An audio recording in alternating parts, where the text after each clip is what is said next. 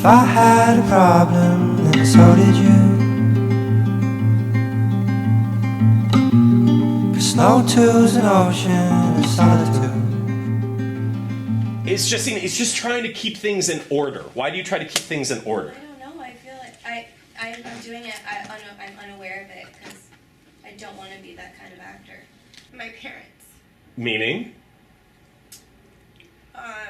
It was just like you had to have straight A's. You couldn't mess up. See? I never did anything wrong growing up. So if I did one thing, it would be like trust was gone.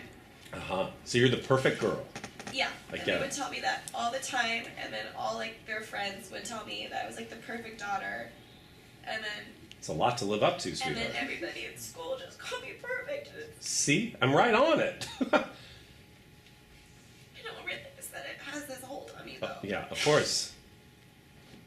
The things that we have accumulated to become throughout life as a defense mechanism has served us because it's survival. So I'm not taking away any of that perfectionism, and you were a great student and all those things. At one, there's value in that. But what happens then is our identity, our self-worth, the way we move through the world is tied to that false self. But what's scary about it is I'm so unaware of like in my creative work, I like get I'm it. so unaware of it having this hold on me. And it's like I like watch the messy actresses and I like idolize them and I want to be that way. And like when it comes to your guys' like adjustment, like I'm like, okay, like no hesitation, I trust you guys. But it's like I can't get there without getting some kind of permission to go there. Yeah.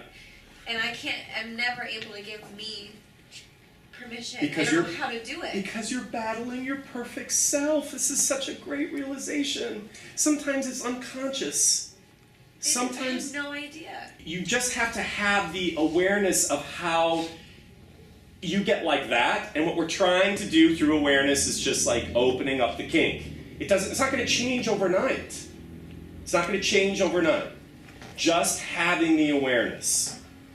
It doesn't matter how well you understand, rehearse, memorize, execute, perfect a scene. My philosophy is, you always meet yourself vis-a-vis a scene. That means your stuff has to be dealt with. That then, here's the light bulb. You're 25 years old, 26 years old. I am working in a very short amount of time trying to unravel, myself and all the teachers, unraveling 26 years of stuff. Now it's beautiful stuff because it's made you you, but it also has a liability. Sometimes I'm working with somebody 40 years of stuff. See what I'm saying? Yeah.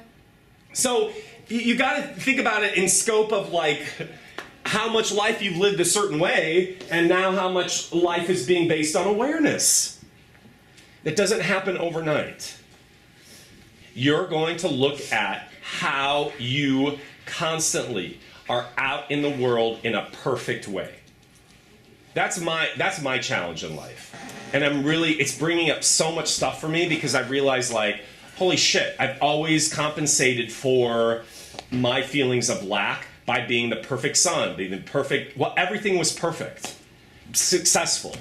And I realized, where has that left me? Where has that left me in the experience of it all? Okay. Yeah.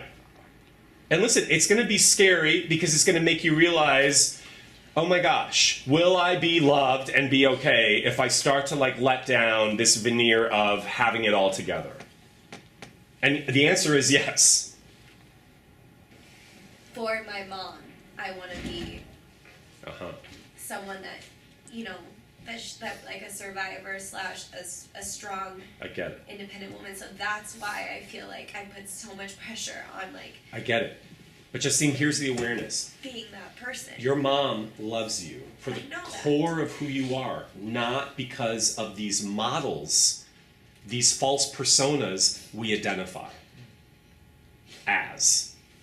That's the same challenge I have with my parents. And it's really scary because I know that they see me just through love. And I constantly feel like I have to like explain myself so they'll love me better. And I'm much older than you. Yeah. And they just love. They just love you. My dad loves me so much. This is a very European thing. When I was younger, it used to freak me out. But now I'm like, oh my God, he just stares at me. Yeah. He just, Europeans do this a lot. Yeah, my mom's Slovenian. Yeah, they do it. It's so freaky at first. You're like, what the f*** are you staring at? But then you just see, like this last time he was here, they just left a couple weeks ago. It's just love. He's not loving me more if I win an award. He's not loving me more if the movie, it's not conditional. Last point. So it must be with you. It can't be conditional, sweethearts. What, love? Yes. And in a perfectionist, it is. For everybody. That's your thing. Everybody's got their own thing. Yeah. That they only give love when you fill in the formula for them and they'll be like, oh my God, that's my thing. Right. But we have to start giving it unconditionally to self.